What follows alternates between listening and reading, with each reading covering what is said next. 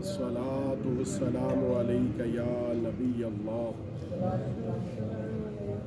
وعلى آلك وأصحابك يا نور الله۔ نماز کے فرائض کے حوالے سے بیان ہو رہا تھا، اور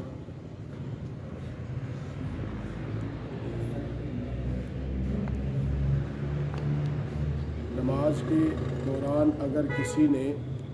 فرض نماز کی پچھلی 2 رکعتوں میں سہون یعنی بھول کر یا قصدن یعنی جان بوجھ کر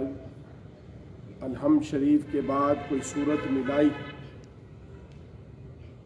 تو اس میں کوئی مذائقہ نہیں، اس کی نماز میں کچھ خلل نہیں آئے گا اور اس کو سجدہ سہو کی ضرورت نہیں ہے۔ یعنی پہلی 2 رکعتوں میں سورہ فاتحہ کے بعد کچھ آیات کی تلاوت ہوئی، لیکن تیسری اور چوتھی رکعت میں بھی کسی شخص نے بھول کر سورہ فاتحہ کے بعد کچھ آیات پڑھ دیں یا کوئی سورت پڑھ دی تو اس سے نماز پر کوئی اثر نہیں پڑتا۔ اسی طرح سے تعوذ یعنی اعوذ باللہ من الشیطان الرجیم صرف پہلی رکعت میں ہے، اور ہر رکعت کے شروع میں بسم اللہ الرحمن الرحیم پڑھنا یہ مسنون ہے۔ قیام کے سوا رکوع، سجود اور قعود میں کسی جگہ بسم اللہ الرحمن الرحیم پڑھنا جائز نہیں کہ وہ قرآن کی آیت ہے، اور نماز میں قیام کے سوا اور جگہ قرآن پڑھنے کی آیت کی اجازت نہیں، بلکہ وہ ممنوع ہے۔ زبان سے جس صورت کا ایک لفظ زبان سے نکل گیا تو اسی کا پڑھنا ضروری ہے، خواہ وہ قبل کی ہو یا ما بعد کی ہو، خواہ وہ مقرر ہو، اسے ہی پڑھا جائے گا، اور ہر حال میں اسی صورت کو پڑھنا لازم ہے۔ نماز میں بسم اللہ شریف بلند آواز سے پڑھنا منع ہے، صرف تراویح میں جب قرآن پاک ختم کیا جائے تو سورہ بقرہ سے سورہ ناس تک کسی ایک صورت میں جو ہے وہ بسم اللہ الرحمن الرحیم پڑھ لی جائے تو ختم پورا ہو، اور ہر صورت پر آواز سے پڑھنا یہ ممنوع ہے اور مذہب حنفی کے خلاف ہے۔ مستحب طریقہ یہ ہے کہ سورت کے آخر میں اگر نام الہی سے مثلاً کوئی ایسی صورت پڑھی کہ جس کا آخر اللہ کے نام پر اختتام ہوتا ہے، جیسے اذا جاء نصر اللہ ہے، اور اس کے آخر میں یعنی انہو کان توابا پر نہ ٹھہرے، بلکہ رکوع کی تکبیر اللہ اکبر سے وصل کرے، یعنی جو ہے یہ توابان کی کو اللہ اکبر سے ملا کر پڑھے۔ اس صورت میں سورہ والتین میں جیسے احکم الحاکمین ہے، اس کے نون کو زبر دے کر یعنی اس کو اللہ اکبر کے ساتھ ملا کر لام کو اور پڑھ لیا، تو اس سورت کے آخر میں نام الہی نہ ہو تو کوئی لفظ نام الہی کے مناسب نہ ہو، وہاں اختیار یہ ہے کہ وصل کرے، یعنی ملائے، یا وقف کرے یعنی نہ ملائے۔ مثلا سورہ علم نشرہ میں جو ہے وہ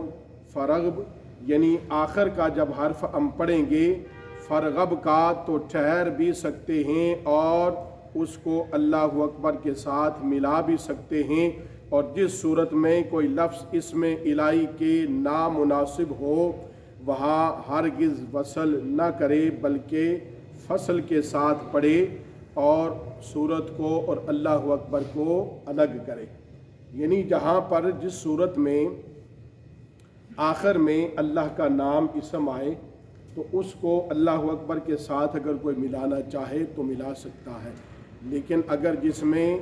وہ نام نہ آئے تو اس میں جو ہے وہ اس کو الگ کرنا، فصل کرنا یعنی جدا کرنا ضروری ہے، اور بہتر یہ ہے کہ آپ قرآن کی آیات جو پڑھیں ان کو مکمل کر کے پھر آپ اللہ اکبر کہہ لیں، اس کو ساتھ نہ ملائیں۔ اور نماز کا چوتھا فرض جو ہے وہ رکوع ہے، اور اتنا یعنی رکوع کا جھکنا کہ ہاتھ بڑھائے تو ہاتھ گھٹنے کو پہنچ جائیں، یہ رکوع کا ادنا درجہ ہے۔ ادنا درجہ یہ ہے کہ ہاتھ بڑھائے اور وہ ہاتھ گھٹنوں تک پہنچ جائیں، یہ رکوع ہے۔ اور رکوع کا کامل درجہ کیا ہے؟ فرمایا کہ رکوع کا کامل درجہ یہ ہے کہ پیٹھ سیدھی بچھ جائے، بچھا دے اپنی پیٹھ کو۔ اور رکوع نبی کریم صلی اللہ علیہ وسلم اور آپ کی امت مرحومہ کے خصائص میں سے ہے کہ بعد جو ہے وہ معراج کے عطا ہوا، بلکہ معراج کی صبح کو جو پہلی نماز ظہر پڑھی گئی تب تک رکوع نہ تھا۔ اس کے بعد عصر کی نماز میں رکوع کا حکم ہوا تو نبی کریم صلی اللہ علیہ وسلم اور آپ کے صحابہ نے رکوع فرمایا۔ یعنی کامل رکوع کیا ہے کہ رکوع کا کامل درجہ یہ ہے کہ پیٹھ سیدھی بچھا دے، اور یہ رکوع نبی کریم صلی اللہ علیہ وسلم کی امت کے ایک خصوصیات میں سے ہے آپ کو کہ یہ اللہ نے آپ کو رکوع عطا فرمایا۔ اور اگلی شریعتوں میں یہ رکوع نہیں تھا، یہ صرف امام الانبیاء صلی اللہ تعالی علیہ وسلم کو اور آپ کی امت کو اللہ نے یہ رکوع عطا فرمایا۔ اسی طرح سے ہر رکعت میں صرف ایک ہی رکوع کرے، اگر بھول کر 2 رکوع کیے تو سجدہ سہو واجب ہے، اور رکوع میں کم از کم 1 مرتبہ سبحان اللہ کہنے کے وقت کی مقدار تک ٹھہرنا رکوع کے اندر یہ واجب ہے۔ رکوع میں 3 مرتبہ سبحان ربی العظیم کہنا یہ سنت ہے، 3 مرتبہ سے کم میں سنت ادا نہ ہوگی، اور 5 مرتبہ کہنا یہ مستحب ہے۔ یاد رکھیے رکوع میں سبحان ربی العظیم کہنا یہ سنت ہے، 3 مرتبہ سے کم کہنے سے سنت ادا نہیں ہوتی، کم سے کم 3 مرتبہ کہے اور زیادہ سے زیادہ 5 مرتبہ کہنا یہ مستحب ہے۔ رکوع میں سبحان ربی العظیم کہتے وقت جو ہے وہ عظیم کی زوئے کو خوب احتیاط سے ادا کیا جائے۔ کچھ لوگ اس زوئے کو جیم کی طرح ادا کر دیتے ہیں، یعنی عظیم کو بجائے عظیم کہنے کے عجیم میں کہہ دیتے ہیں، تو یہ سخت گناہ ہے، کیونکہ عظیم اور عجیم کے معنوں میں بہت فرق ہے۔ اور اس فرق کو یوں سمجھیے کہ سبحان ربی العظیم پاک ہے میرا رب بزرگی والا، عظمت والا، اور عظیم کے معنی بڑا، بزرگ اور عظمت والا، یہ عظیم کا معنی ہے۔ اور اگر کوئی عظیم کو عجیم کہہ کے پڑھتا ہے تو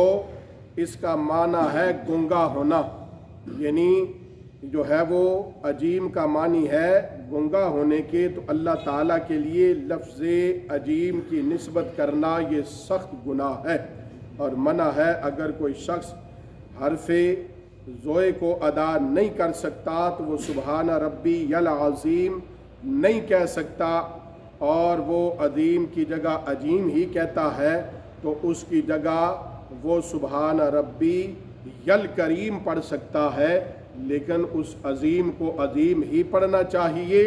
اور اس کی جگہ پر عجیم نہیں۔ اگر کوئی نہیں پڑھ سکتا، معذور ہے،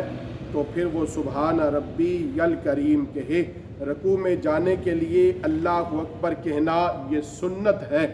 اور مردوں کے لیے سنت ہے کہ رکوع میں گھٹنوں پر ہاتھ جو ہے وہ ہاتھوں سے گھٹنوں کو پکڑے اور ہاتھ کی انگلیوں کو خوب کھلا رکھے۔ اور عورت کے لیے سنت یہ ہے کہ رکوع میں گھٹنوں کو ہاتھ سے نہ پکڑے، بلکہ گھٹنوں پر ہاتھ رکھے اور ہاتھ کی انگلیاں کشادہ نہ کرے۔ یہ ہے عورت کے لیے۔ اور مرد کے لیے سنت یہ ہے کہ رکوع میں گھٹنوں کو हाथ से जो है वो पकड़े और पकड़कर अपनी उंगलियों को खुला रखे। ये जो है वो मर्द के लिए रुकू की है। अल्लाह रब्बुल आलमीन हमें ये मसाइल सीखने की तौफीक अता फरमाए।